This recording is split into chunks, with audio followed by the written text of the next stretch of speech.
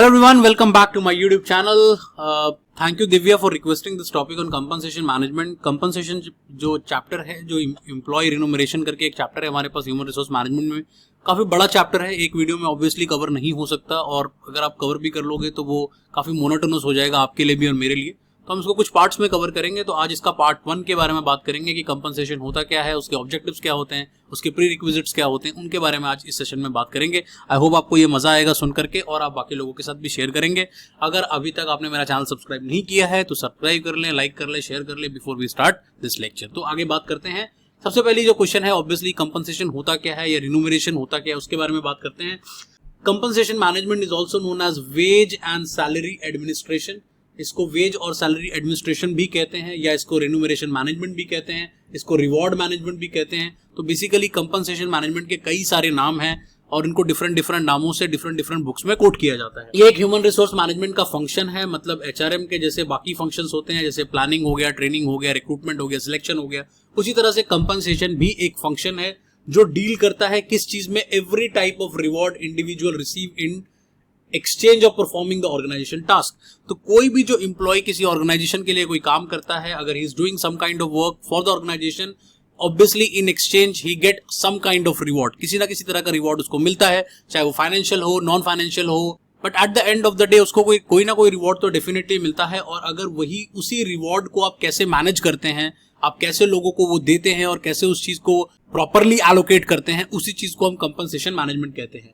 तो कंपनसेशन को अगर सिंपली हम कहें तो क्या कह सकते हैं, what employ receive in exchange of their work. तो जो भी आप काम करते हैं उसके बदले में जो आपको कंपनी देती है, that is called your compensation. According to Dale Yoder ने इसको बहुत सिंपली डिफाइन किया था, that compensation is paying people for work. जो भी आप वर्क किसी से लेते हैं, अगर उस वर्क के बदले में आप उनको पे कर रहे हैं किसी ना किसी तरह का, तो that in that situation obviously उनको दैट उस पर्टिकुलर कंपोनेंट को हम कंपनसेशन कहते हैं। अब इसके बाद ऑब्जेक्टिव्स क्या है, हम क्यों कंपनसेशन मैनेजमेंट करना पसंद करते हैं, इसका सबसे बड़ा ऑब्जेक्टिव क्या है। तो first objective is acquiring qualified and skilled employees. हम सबको ये बात पता है कि हम अच्छे ऑर्गेनाइजेशन में काम करना चाहते हैं। We want to work for good organisation, MNCs, public companies, PSUs, government job, ये सब कुछ हम इसलिए करना चाहते हैं because we want a stable salary. हम चाहते हैं कि हम जो भी काम करें उसका हमें प्रॉपर रिवॉर्ड मिले, और कंपनीज भी इसी वजह से एक अच्छा कंपनसेशन मैनेजमेंट सिस्टम बनाना चाहती है, बिकॉज वो नए लोगों को, नए क्वालिफाइड और स्किल्ड लोगों को लाना चाहती है। उसका रीजन क्या है, मैंने आपको पहले भी कुछ लेक्चर्स में कभी ना कभी बताया है, and that is called people as a resource. जो रिसोर्स होते हैं, वो भी खासकर जो लोग होते हैं, वो कॉपी नहीं हो सकते, वो काफी इनइमिटेबल रिसोर्स का पार्ट है, और इसी वजह से आप लोगों को काफी वैल्यू करते हैं, क्योंकि आपके ऑर्गेनाइजेशन को बनाने में एक बहुत बड़ा रोल जो है वो लोगों का है। दूसरी चीज है रिटेनिंग करंट एम्प्लॉइज। ऑब्वियसली जो लोग आपके साथ काम कर रहे हैं वो भी अच्छा रिवॉर्ड एक्सपेक्ट करते हैं। अगर आप किसी को पहले अच्छा पे कर रहे थे, अब उसको उतना अच्छा रिवॉर्ड नहीं दे रहे, तो ऑब्वियसली वो आपके ऑर्गेनाइजेशन में नहीं टिकेगा और वो किसी ना किसी दूसरे ऑर्गेनाइजेशन में, स्पेसिफिकली आपके राइवल ऑर्गेनाइजेशन में चला जाएगा, क्योंकि राइवल ऑर्गेनाइजेशन की भी नजरें आपके ऊपर होती हैं, आपके अच्छे एम्प्लॉइज के ऊपर होती हैं। तो इस वजह से अगर आप अपने अच्छे एम्प्लॉइज को रिटेन करना चाहते हैं, उनको अपने साथ काम कराना चाहते हैं, तो आपको अच्छा कंपनसेशन मैनेजमेंट सिस्टम चाहिए होगा। अच्छे रिवॉर्ड्स देने पड़ेंगे जिससे वो खुश रहें, मोटिवेटेड रहें और आपके लिए काम करते रहें। जो तीसरी चीज है, that is called motivating and rewarding good work. Obviously अगर कोई अच्छा काम कर रहा है तो उस काम के बदले में वो रिवॉर्ड एक्सपेक्ट करता है, और अगर वो रिवॉर्ड उसे नहीं मिलता तो वहां से डिससैटिस्फैक्शन क्रिएट होती है, और कई बार यही आपके फिजिकल और मेंटल स्ट्रेस का कारण बन जाती है कि हम जो काम कर रहे हैं उसके बदले में हमें अच्छा रिवॉर्ड नहीं मिल रहा। तो इस वजह से मेरा ये जो मानना है, इस चीज को ऑर्गेनाइजेशन भी समझती है, and that is the why वो अपने एम्प्लॉइज को मोटिवेट करने के लिए हमेशा डिफरेंट तरह के पैकेजेस ऑफर करती रहती है, सो दैट कि employees should feel motivated and they should feel rewarded. More importantly complying to legal regulation. एक चीज जो और हमें समझनी पड़ती है कि हर कंपनी एक लीगल फ्रेमवर्क के अंडर आती है। आपकी कंपनी गवर्नमेंट के रूल्स के अंडर आती है, तो जो गवर्नमेंट के रूल्स एंड रेगुलेशन कहते हैं, कम से कम उतना तो आपको फॉलो करना ही पड़ेगा।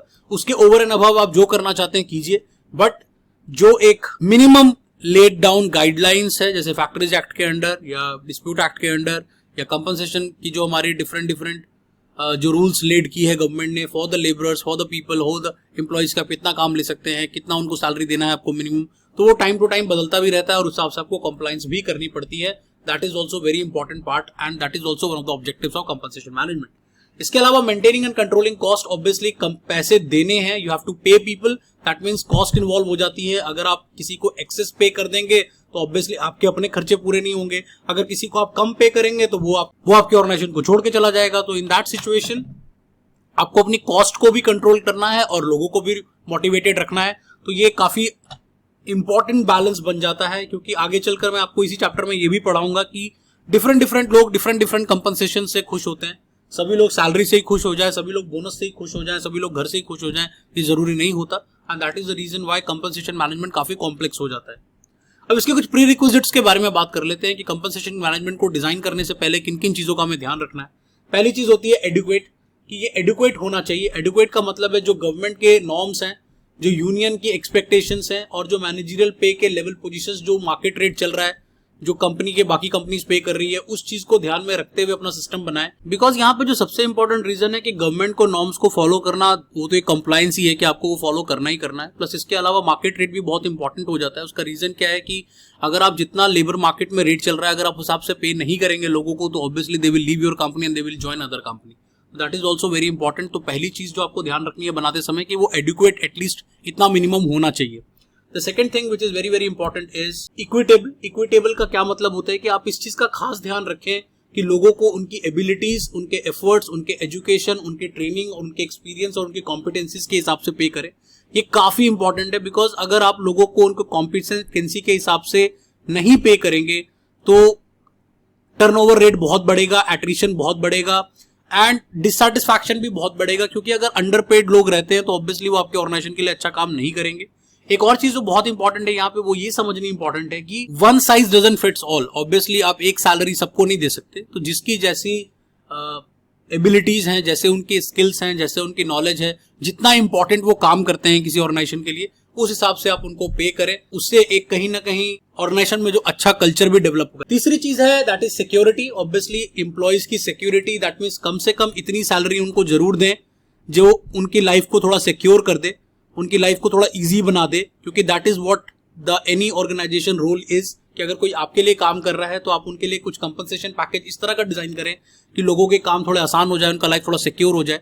और सिक्योरिटी अगर लोगों को मिलती है तो उसमें कई बार हम कम सैलरी पे भी काम करने के लिए तैयार हो जाते हैं, क्योंकि हमें लगता है कि ऑर्गेनाइजेशन अच्छी है, हमें एटलीस्ट सिक्योरिटी तो प्रोवाइड करती है in terms of job, in terms of other benefits apart from salary. Other चीज जो चौथी चीज आपको जरूरी है दैट इज कॉस्ट इफेक्टिवनेस। मैंने आपको पहले भी कहा कि आपको अपना कॉस्ट का ध्यान रखना है।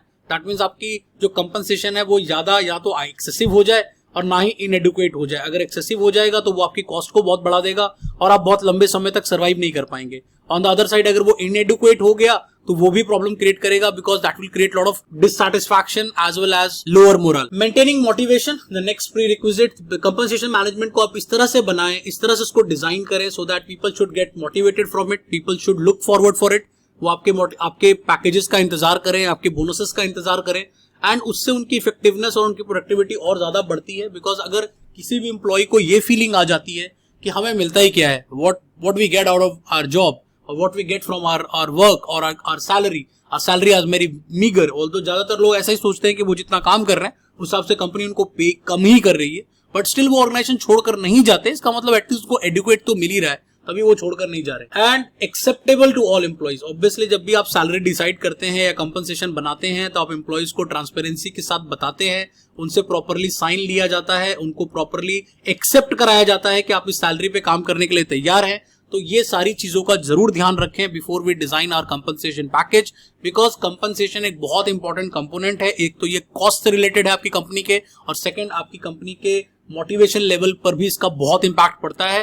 तो आई होप आपको ये लेक्चर 1 अच्छा लगा होगा। आने वाले लेक्चर्स में हम फैक्टर्स इफेक्टिंग कंपनसेशन के बारे में बात करेंगे, कंपोनेंट्स ऑफ कंपनसेशन के बारे में बात करेंगे। तो for the time being thank you, subscribe करें, लाइक करें, शेयर करें और बाकी लोगों को भी बताएं so that more students can learn from it. Thank you for watching, will be meeting in the next one very